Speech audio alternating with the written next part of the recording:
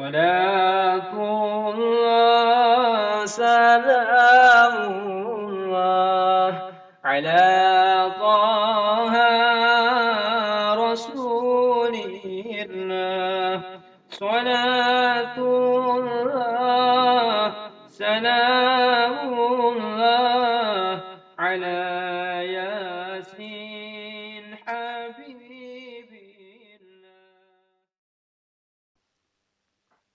Assalamualaikum warahmatullahi wabarakatuh.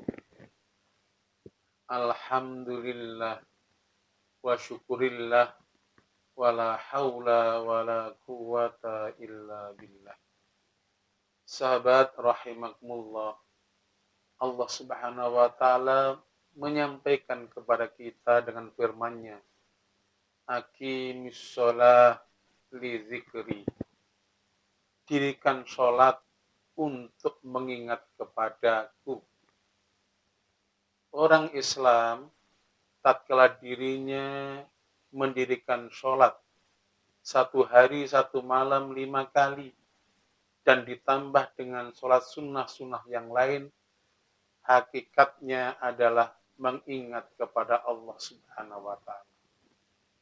Hakikatnya dirinya telah berzikir kepada Allah Subhanahu wa Ta'ala. Dan orang yang berzikir kepada Allah Subhanahu wa Ta'ala, jiwanya akan tentram, rohaninya akan tentram, fisiknya insya Allah akan sehat, karena tatkala dirinya mengingat kepada Allah Subhanahu wa Ta'ala, maka sesungguhnya Allah Subhanahu wa Ta'ala akan mengingat kepada orang yang telah ingat itu. Orang yang selalu hidupnya mengingat kepada Allah Subhanahu wa Ta'ala dengan mendirikan sholat, hakikatnya dia ingin dibimbing mendapatkan petunjuk dari Allah Subhanahu wa Ta'ala. Ihdinas siratal mustaqim, tunjukkan kepada kami jalan yang lurus. Siratal ladzina an'amta alaihim, jalan yang lurus itu adalah jalan bagi orang-orang yang mendapatkan kenikmatan. Ghairil maghdubi alaihim waladdallin, bukan jalannya orang-orang yang dimurkai dan bukan pula jalannya yang tersesat. Oleh karena itu, sahabat rahimakumullah, sangat beruntung orang-orang yang setiap saatnya tidak pernah meninggalkan berzikir kepada Allah lewat sholat. Pertanyaannya sekarang adalah bagaimana orang yang diberikan kenikmatan, khususnya kenikmatan hidup ini, kalau tidak berzikir kepada Allah. Kalau dia tidak mendirikan sholat dalam hidupnya, tentunya kerugian yang besar yang dia miliki itu. Kerugian orang yang mengabaikan sholat itu dijelaskan ada hal-hal yang harus dimiliki dirinya. Apa saja kerugian bagi orang yang meninggalkan sholat? Pertama adalah yunza'ul barakatu min umuri, yaitu berkah umurnya yang diberikan akan dicabut oleh Allah Subhanahu wa Ta'ala. Kita beristighfar kalau dalam kehidupan ini ternyata umur kita tidak berkah. Rasulullah Shallallahu Alaihi Wasallam mengingatkan kepada kita jamaah, khairun nas tulu umuruhu wa hasuna amaluhu. Sebaik-baik manusia adalah yang diberikan umur yang panjang dan dia gunakan untuk beramal soleh. Artinya umur yang Allah Subhanahu wa Ta'ala berikan kepada diri kita ini, karena kita gunakan untuk beramal yang soleh, maka insya Allah berkah. Apa ada orang yang diberikan umur ternyata tidak berkah? Rasul juga menegaskan kepada kita, wasayyi'atun nas tulu umuruhu wa sayyi'atu amaluhu. Sejelek-jelek manusia adalah yang mereka umurnya ketika di atas dunia ini panjang, ternyata banyak melakukan kemaksiatan. Dia tidak pernah melakukan kebaikan-kebaikan. Selalu merugikan untuk dirinya, merugikan keluarganya, merugikan masyarakatnya. Karena apa? Yang dia lakukan bukan kebaikan, tetapi kemaksiatan. Kalau dikasih usia panjang, ternyata usia yang panjang itu dia gunakan untuk berbuat kemaksiatan, maka itu sejelek-jelek manusia. Oleh karenanya, sahabat rahimakumullah, jangan sampai yunza'ul barakatu min umurih, yaitu dicabut keberkahan usia kita. Bagaimana caranya? Mari kita menegakkan untuk berzikir kepada Allah dengan sholat yang baik. Orang yang sesungguhnya mengabaikan sholat, disampaikan yang kedua, yumha si masolihina min wajhi. Tanda orang soleh tidak ada dalam wajahnya. Ya Allah. Jadi kalau dikasihkan umur, ternyata kita tidak pernah berzikir, bahkan kita tidak pernah sholat, atau sholat tapi mengabaikan waktunya, mengabaikan terhadap perintah masalah sholat ini, maka sesungguhnya dia akan dicabut daripada tanda kesolehan dalam dirinya. Padahal Rasulullah Shallallahu Alaihi Wasallam juga mengingatkan kepada kita, kalau nanti anak Adam mati akan putus amalnya, kecuali 3 perkara. Pertama, sodakotin jariyatin, sodakoh jariyah, au ilmin yuntafa'u bihi, ilmu yang bermanfaat.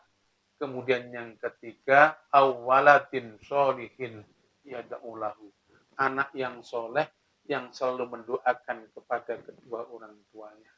Akan dikatakan soleh manakala dia sering dan senang berdoa kepada Allah Subhanahu wa taala. Tentunya lewat apa doanya? Yaitu lewat setelah dia mengerjakan sholat itu sendiri. Kerugian yang ketiga bagi orang yang mengabaikan tentang perintah sholat ini adalah kullu amalin ya'maluhu la ya'juruhu Allahu alaihi. Setiap amal yang dia lakukan, maka tidak akan mendapatkan pahala dari Allah Subhanahu wa taala. Sahabat rahimakumullah, setiap hari kita beraktivitas. Setiap hari kita bekerja. Setiap hari kita melakukan perbuatan-perbuatan untuk diri kita, kadang-kadang untuk menghidupi keluarga kita, untuk membantu kepada orang. Apapun yang dilakukan menurut dirinya, tatkala dia tidak mengerjakan sholat sebagai seorang muslim, maka sesungguhnya yang ia lakukan tidak akan mendapatkan pahala dari Allah Subhanahu wa taala. Oleh karena itu, jangan sampai kita mengabaikan tentang perintah sholat ini. Kemudian yang keempat, orang yang mengabaikan perintah sholat, tatkala sholat tidak dilakukan adalah la yarfa'u lahu du'aun ilas sama. La yarfa'u lahu du'aun ilas sama. Bila dia berdoa, maka doanya tidak sampai ke langit. Maksudnya, doa itu adalah tidak akan diterima oleh Allah Subhanahu wa taala. Padahal kita sering memohon kepada Allah. Mungkin doa kita tidak diterima oleh Allah Subhanahu wa taala, salah satunya mengabaikan tentang masalah sholat ini. Coba perintah Allah Subhanahu wa taala. Ya ayyuhalladzina amanu ista'inu bis-sabri was-shalah.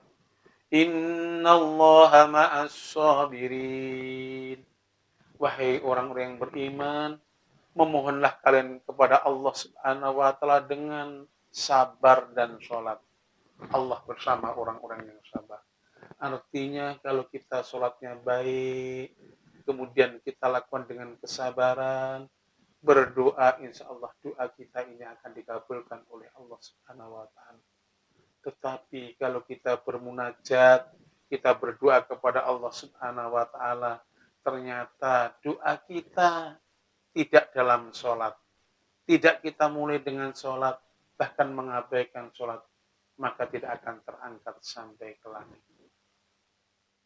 Kemudian yang kelima, katanya laisa lahu haddun fi du'a'is sholihin. Dia tidak akan mendapatkan doa dari orang-orang yang soleh.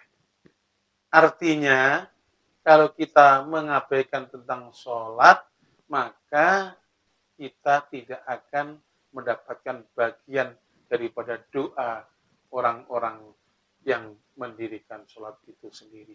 Padahal kalau kita lihat orang-orang yang sholat itu kalau berdoa minimal yang dimintakan doa untuk kaum muslimin yang taat kepada Allah.